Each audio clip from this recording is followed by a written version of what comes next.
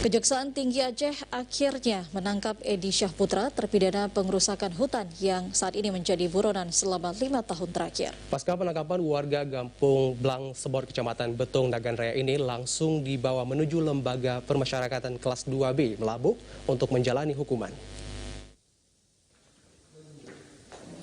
Penangkapan dilakukan tim tabur Kejaksaan Tinggi Aceh dan Kejari Nagan Raya menindaklanjuti putusan Mahkamah Agung nomor 18 yang terbit 13 Maret 2017 silam. Mahkamah Agung memutuskan Edi bersalah dan menghukumnya dengan hukuman 1 tahun penjara dan juga denda 500 juta rupiah subsidi 1 bulan penjara.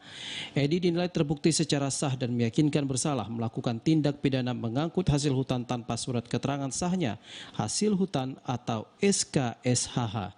Perbuatan terpidana dinilai melanggar pasal 83 ayat 1 huruf B Undang-Undang Republik Indonesia nomor 18 tahun 2013 tentang pencegahan pemberantasan perusakan hutan.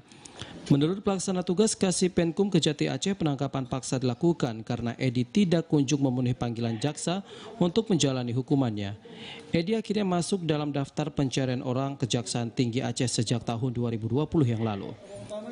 Pada saat kita dapat informasi bahwasannya yang bersangkutan pulang ke rumahnya dan sudah kita pantau bahwasannya memang yang bersangkutan itu adalah terpidana yang masuk di dalam daftar DPO kita, tim tabur Kejaksaan Tinggi Aceh bekerjasama dengan tim tabur Kejaksaan Negeri Nagan Raya melakukan pendekatan kepada masyarakat untuk bisa melaksanakan eksekusi terhadap putusan pidana terpidana Edi Syahputra tersebut.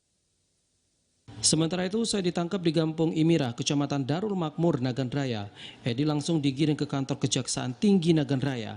Edi yang sempat menetap di Kampung Blang Semot, Kecamatan Betong, Nagan Raya ini rencananya akan menjalani hukuman di Lembaga Pemasyarakatan Kelas 2B Melabuh. Dari Aceh Besar, Arman Konadi, TVRI melaporkan.